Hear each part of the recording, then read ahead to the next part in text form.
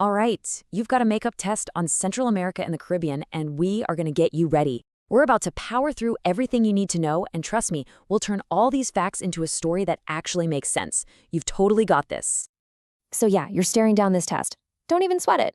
Think of this as your personal high-speed review session. We're going to take every key idea, every person, every place, and connect all the dots. By the time we're done, you won't just be memorizing answers. You'll actually get the why behind them. Okay, let's jump right in. First things first, the lay of the land. You gotta understand the geography, because it's basically the stage where this entire story unfolds. The mountains, the oceans, the volcanoes, they set the scene for everything from history and politics to the economy. Get this, and the rest just clicks into place. Okay, what's so wild about this region is that its geography is a complete double-edged sword. On one hand, you've got these super steep, rugged mountains that make just getting around a total pain. But on the other hand, all those volcanoes? Their ash creates this incredibly rich, fertile soil that's amazing for farming. But at the same time, this area is a magnet for natural disasters. We're talking constant threats from earthquakes and hurricanes. So here's the key takeaway. The same land that gives so much can also be incredibly dangerous. When it comes to the climate, it's pretty simple. Don't think in terms of winter and summer, think wet season and dry season. It's all about the rain. But the single biggest factor? Those warm Caribbean seas. That warm water is like high-octane fuel for storms, which is exactly why this part of the world is basically hurricane central. And speaking of geography, you absolutely cannot talk about this region without mentioning the one man-made thing that literally changed the map of the world, the Panama Canal. I mean, this was a massive engineering project that carved a path straight through Central America, connecting the Atlantic and Pacific Oceans. It created this huge shortcut for global shipping, and overnight it became one of the most important waterways on the entire planet. All right, so we've set the stage. Now let's dive into the history and see how this dramatic landscape shaped everything from ancient civilizations to the clash of massive European empires. Way before any Europeans showed up, the Mayan civilization was thriving. And these people were brilliant. We're talking seriously advanced math. They even had the concept of zero and incredibly detailed astronomy. You can still see their genius today in those massive temples they built. So what happened to them? This is a big test question. And the answer is basically a 1-2 punch. A really long, severe drought that wrecked their farming combined with a ton of brutal warfare between their city-states. Now, we got to turn to a much darker chapter. And believe it or not, it all started with sugar. Europeans suddenly couldn't get enough of the stuff, and demand just went through the roof. To cash in, they set up these enormous sugar plantations all over the Caribbean. The thing is, harvesting sugar is incredibly hard work. So to get the labor they needed, they created the brutal transatlantic slave trade, forcing millions of Africans from their homes. You can literally draw a straight line from Europe's sweet tooth to this horrific system of slavery. And it's so important to remember that the enslaved Africans fought back against the system every single day, resisting to hold on to their culture and their dignity. And this number shows the single most devastating impact of the Europeans' arrival.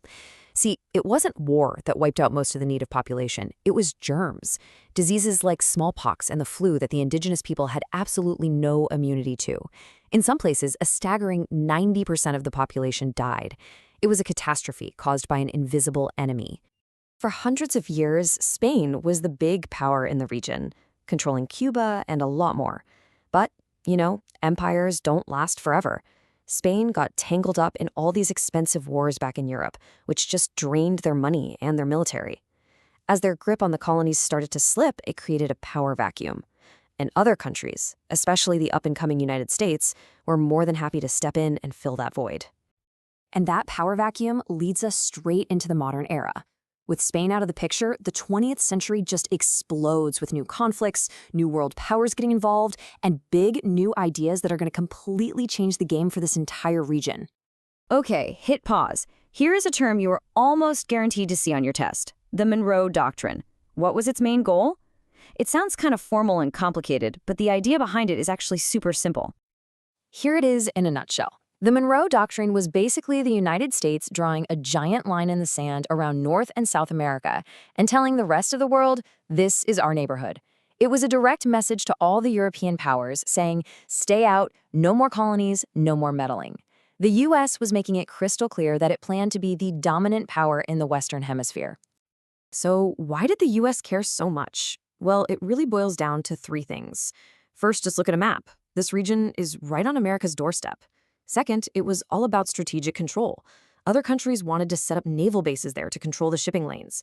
And third, plain and simple, the US wanted to be the top dog in the region, to the point where they actually, for a short time, made an American citizen the president of Nicaragua. And all this US influence leads us right to Cuba, which became one of the hottest spots on the globe in the 20th century. Here's the quick rundown for your test. Before 1898, it's run by Spain. Then, the big one, 1959. Fidel Castro's revolution takes over. This changes everything, and a lot of Cubans leave the country because their personal rights are being restricted.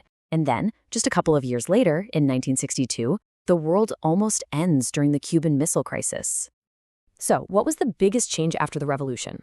Well, Castro's government completely flipped Cuba's economy on its head. The old system, with private companies and a free market, was gone. Instead, they brought in a state-run model where the government controlled pretty much everything. What was made, how much it cost, who owned what. It was a total 180-degree turn away from a capitalist economy. And that Cuban Missile Crisis, it all started with a really terrifying discovery. American spy planes flew over Cuba and found photographic proof that the Soviet Union was secretly building nuclear missile launch sites. The scariest part was the range. These things could hit major U.S. cities like Washington, D.C. or New York in just a matter of minutes. It brought the U.S. and the Soviet Union and the entire world to the absolute brink of nuclear war. Okay, we're in the home stretch. For our final section, let's pull all these threads together. We're going to look at the incredible culture that was born from all this history and the big challenges the region is facing as it moves into the future. Maybe the most powerful legacy of all this history is the vibrant, blended culture you see today. You can see it in languages like Creole, which is this beautiful mix of African and European languages, and you can definitely hear it in the music. Those blended musical styles were a key way for African culture and traditions to survive and spread, creating the unique, amazing rhythms of the Caribbean that everybody knows and loves today.